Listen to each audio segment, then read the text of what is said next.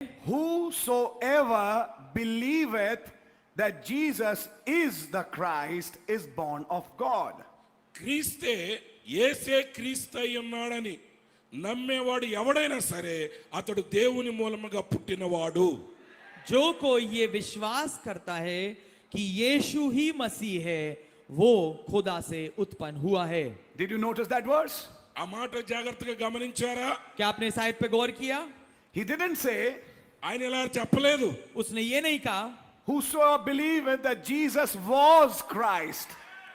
ఎవరైతే యేసు క్రీస్తుగా ఉన్నాడు గతంలో అని నమ్ముచున్నారో అనలేదు ఆయన. जिसका ये विश्वास है कि यीशु मसीह था. No, I'm not saying that. He didn't. I'm saying he never said this. Whosoever believeth that Jesus was Christ. मैं ये कह रहा हूं कि ये आयत ये नहीं कह रही कि जो कोई विश्वास ये करता है कि यीशु ही मसीह था. గమనించారా? Whosoever, the verse doesn't say Okay, yes. that whosoever believeth that Jesus was Christ. Okay. Yeah, I already told. Okay, fine. But it says, కానీ అక్కడ ఏమని చెప్తున్నది? पर वो ये कहता है whosoever believeth that Jesus is Christ. మరి చూడండి, ఎవడైతే యేసు ఇప్పుడు క్రీస్తు అయి ఉన్నాడు వర్తమానంలో కూడా అని నమ్ముచున్నారో అతడు. कि जो कोई विश्वास ये करता है कि यीशु ही मसीह है.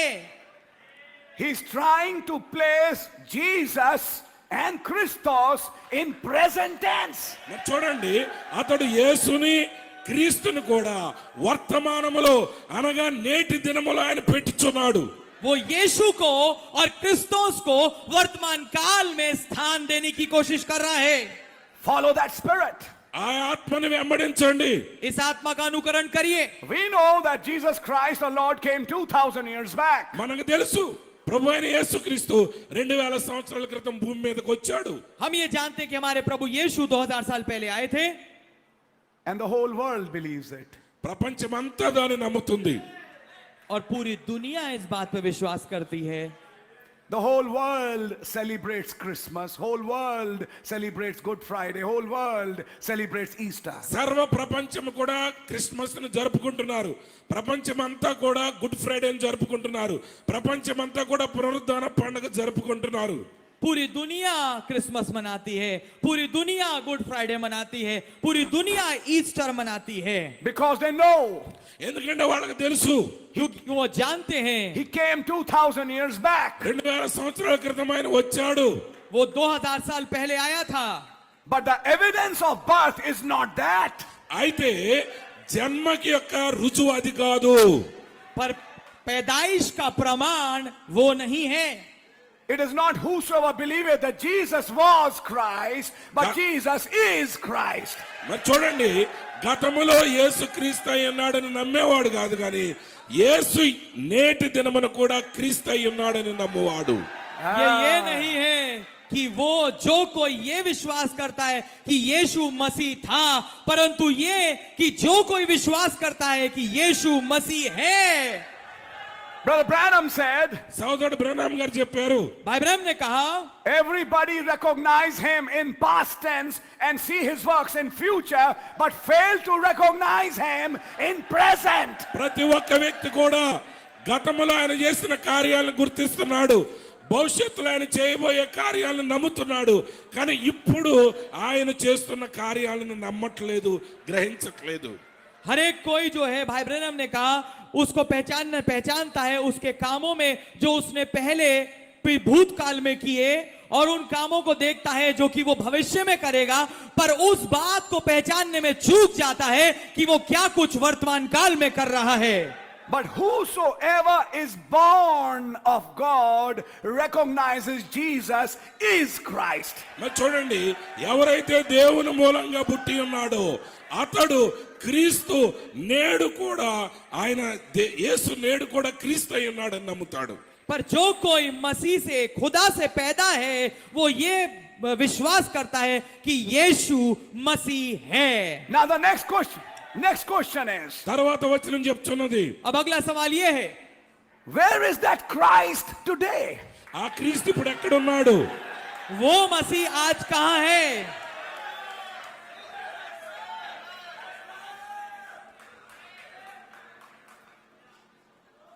Where is that Christ today? ఈ రోజు ఆ క్రీస్తు ఎక్కడ ఉన్నాడు? वो मसीह कहां है आज? Some people give a reply. కొంతమంది జవాబు ఎలా ఇస్తారు? कुछ लोग जवाब देते हैं, He is in his word. ఆయన తన వాక్యంలో ఉన్నాడండి. वो अपने वचन में है। God bless you. దేవుడు మిమ్మల్ని దీవించును గాక. खुदावन आपको बरकत दे। Let me go one step ahead. ఇంకొక అడుగు ముందుకు వేయనివ్వండి. आइए मैं एक कदम और आगे जाऊंगा। The definition of Jesus was given to us in this age by a prophet. మరి చూడండి, యేసు అనే పదం యొక్క నిర్వచనం మన ప్రవక్త ద్వారా ఈ కాలంలో ఉన్న మనకు ఇవ్వబడింది. यीशु की परिभाषा हमारे को इस युग में एक नबी के द्वारा दी गई है। In the beginning was the word, ఆది యందు వాక్యం ఉండెను, आदि में वचन था and the word was with God, వాక్యము దేవుని యొద్ద ఉండెను, और वचन खुदा के साथ था, and the word was God, వాక్యము దేవుడై ఉండెను, और वचन ही खुदा था, and the word became flesh, ఆ వాక్యము శరీరధారి ఆయను, और वचन देहधारी हुआ, and we saw his glory మనం ఆయన మహిమను చూసి ఉన్నాము. और हमने उसकी ऐसी महिमा देखी as the only begotten of the Father. తండ్రి వలన పుట్టిన అద్వితీయ కుమారునిగా. जैसे पिता के इकलौते की। Then who is Jesus? ఇప్పుడు యేసు ఎవరు? तो फिर यीशु कौन है? A prophet taught us. ప్రవక్త మనకు బోధించాడు. एक नबी ने हमें सिखाया है। That word that became flesh for your age. నీ కాలమునకు శరీర రూపం దాల్చిన వాక్యమే. वो वचन जो आपके युग में देहधारी हुआ है। Which word became flesh for this age? ఈ తరములో ఏ వాక్యము శరీరము దాల్చి ఉన్నది? कौन सा वचन इस युग में देहधारी हुआ है? Which Jesus is Christ today? ఈ రోజు ఏ యేసు క్రీస్తు అయి ఉన్నాడు? कौन सा यीशु आज मसीह है? When you look deeply, ఇప్పుడు మీరు లోతుగా చూస్తే जब आप गहराई से देखें, a prophet gave us those scriptures. ప్రవక్త మనకు ఆ లేఖనాలు ఇచ్చాడు. अब एक नबी ने हमें वो आयतें दी। Malachi 4, మలాకి 4, मलाकी 4, Luke 17:26 to 30. లోక 17:26 నుంచి 32 వరకు. लूका 17:26 से 30। But one most important scripture, అయితే మరింత ప్రాముఖ్యమైన మరొక లేఖనము परंतु एक सबसे महत्वपूर्ण आयत Revelation chapter 10. ప్రకటన గ్రంథం 10వ అధ్యాయం. प्रकाशित वाक्य 10वां अध्याय। Amen। It's a direct scripture to identify Christ today. ఈ రోజు క్రీస్తుని గుర్తించడానికి అవి నేరుగా స్పష్టంగా మాట్లాడుచున్న లేఖనాలు. वो एक सीधा सीधा वचन की आयत है, वचन का हिस्सा है कि पहचाना जाए आज के मसीह को। Now think of that. దాని గురించి ఆలోచించండి. अब सोच के देखिए इसके विषय में। And I saw another mighty angel నేను మరొక బలిష్ఠుడైన దూతను చూచితిని. और मैंने एक और बलि स्वर्गदूत को देखा, come down from heaven, పరలోకం నుండి దిగి వచ్చెను, जो कि स्वर्ग से नीचे उतर रहा था। clothed with a cloud. మేఘమును ధరించుకుని ఉండెను. वो बादल ओढ़े हुए था। This is a mystery. ఇక్కడ ఒక మర్మం ఉన్నది. ये एक भेद है। When John saw him in Revelation 10, he didn't see just the head part, he saw the whole body. మరి చూడండి, ప్రకటన గ్రంథం 10వ అధ్యాయంలో యోహాను ఆయన చూసినప్పుడు కేవలం శిరస్సును మాత్రమే చూడలేదు కానీ ఆయన శరీరం అంతటిని చూచాడు. जब यूहन्ना ने, ये भेद है, जब यूहन्ना ने प्रकाशित वाक्य 10 में उसे देखा, उसने केवल सिर वाले हिस्से को नहीं देखा परंतु पूरी शरीर को, पूरी देह को देखा। And the Bible says మరియు బైబిల్ చెప్తున్నది, और बाइबल ये कहती है he was clothed with a cloud. ఆయన మేఘములను వస్త్రములుగా ధరించుకుని ఉన్నాడు. वो एक बादल ओढ़े में था। That cloud was not just on his head. जो बादल है केवल उसके ఆ सिर पे మేఘం नहीं था, కేవలం ఆయన శిరస్సు మీద మాత్రమే లేదు, That cloud was all his body. కానీ ఆ మేఘం ఆయన శరీరం అంతటి మీద ఉన్నది. वो बादल उसके पूरे शरीर पे था। The same cloud that covered the head was the same cloud that covered the body. మేఘమును కప్పి ఉన్న అదే శిరస్సును కప్పి ఉన్న అదే మేఘము ఆయన శరీరం అంతటిని కూడా కప్పి ఉన్నది. वो बादल जिसने उसके सर को ढांपा, जो सर पे था उसने पूरे शरीर को ढांपा था। No, he only saw the head part. కేవలం ఆయన ఆ శిరస్సు మాత్రాన్ని చూపిస్తున్నాడు. Sorry, now you are wrong. ఒకవేళ అలా అంటే మీరు తప్పు చేస్తున్నారు नहीं नहीं, उसने केवल सिर वाले हिस्से को देखा। माफ कीजिए, अब आप गलत हैं, Because the Bible says ఎందుకంటే బైబిల్ చెప్తున్నది क्योंकि बाइबल ये कहती है 1 feet on land and 1 feet on ఒక the sea. పాదము భూమి మీదను ఒక పాదము సముద్రం మీద అని పెట్టి ఉన్నాడు. एक पांव पृथ्वी पे और एक पांव समुद्र पे। He saw that Christ from head to the toes. ఆ క్రీస్తుని శిరస్సు నుండి పాదముల వరకు చూశాడు. उसने उस मसीह को देखा सिर से लेके पैर तक के। Only the feet part was bare. కేవలము ఆ పాదముల భాగం మాత్రమే మేఘము లేకుండా ఒట్టిగా కనబడుతుంది. केवल जो पैर वाला हिस्सा था उस पे कुछ नहीं था, वो उघाड़ा हुआ था। And it was looking like pillars of fire. అది అగ్ని స్తంభముల వలె కనబడుతున్నాయి ఆయన పాదాలు. और वो आग के खंभों की मानन दिख रहा था। So John saw the cloud, he saw the pillar of fire. కాబట్టి యోహాను అగ్ని స్తంభాన్ని చూశాడు, మేఘమును చూశాడు. तो यूहन्ना ने देखा बादल को, उसने देखा आग के खंभे को। Now who will be able to say this Jesus is Christ? మరి ఇప్పుడు ఎవరు చెప్పగలరు ఈ యేసు క్రీస్తు అయి ఉన్నాడని? अब ये कौन कह पाएगा कि ये यीशु मसीह है? It's those who are born of God. దేవుని మూలముగా పుట్టిన వారు. ये वो है जो खुदा के द्वारा जन्मे हैं। Those who are not born of God will call it rocket fuel. ఎవరైతే దేవుని మూలంగా పుట్టలేదో వారేమంటారంటే అది రాకెట్ ఇంధనం వలన కలిగిందంటారు. जो खुदा के द्वारा पैदा नहीं है वो इसे रॉकेट का धुआं कहेंगे, ईंधन कहेंगे। I don't believe that this Jesus. అది యేసు అని నమ్మను అంటారు వాళ్ళు. मैं विश्वास नहीं करता कि यीशु है। Brother Branham said సోదరుడు బ్రహ్మం చెప్పారు भाई ब्रह्म ने कहा that was Jesus. ఆయన యేసు అయి ఉన్నాడు. वो यीशु था। No, you are putting a face in that cloud. లేదు లేదండి ఆ మేఘముల మీరు ఒక ముఖాన్ని పెట్టారు. नहीं, आप एक चेहरा लगा रहे हैं बादल में। The Holy Ghost told the prophet, turn the picture. పరిశుద్ధాత్ముడు ప్రవక్తతో చెప్పాడు ఆ చిత్రాన్ని ప్రక్కకు తిప్పు. पवित्र आत्मा ने नबी से कहा तस्वीर को मोड़। And he saw the face of Christ. అతను క్రీస్తు యొక్క ముఖమును చూచాడు అందులో. और उसने मसीह के चेहरे को देखा। No, it was not Hoffman head. లేదు అది హాఫ్మెన్ తల శిరస్సు కాదు అది. नहीं, ये हॉफमैन हेड नहीं था। Brother Branham said it was Hoffman head like. మరి ఆయన అన్నాడు హాఫ్మెన్ శిరస్సు వలే ఉన్నది అన్నాడు ఆయన. भाई ब्रैनम ने स्वयं कहा ये हॉफमैन के हेड जैसा, सिर जैसा लगता है। Are you listening, brother? సోదరుడు వింటున్నావా? क्या आप सुन रहे हैं भाई? So that is not a psychology. కాబట్టి అది ఒక మానసిక శాస్త్రం కాదు. कोई ये साइकोलॉजी नहीं है, मानसिक चीज नहीं है। Now sit down. It's very interesting. సరే కూర్చోండి, చాలా ఆసక్తిగా ఉన్నది ఇది. बैठिए, बहुत दिलचस्प है ये। आमेन। John could see the spirit of Antichrist. No, sorry, please don't be offended, but I'm not targeting anybody. చూడండి, నేను ఎవరి గురించి మాట్లాడట్లేదు, అభ్యంతర పడొద్దు నేను మాట్లాడే మాటను బట్టి. यूहन्ना देख रहा था मसीह विरोधी का आत्मा, माफ कीजिए, ठोकर मत खाइएगा क्योंकि मैं किसी को निशाना नहीं बना रहा। But I'm trying to bring to you the Bible principle.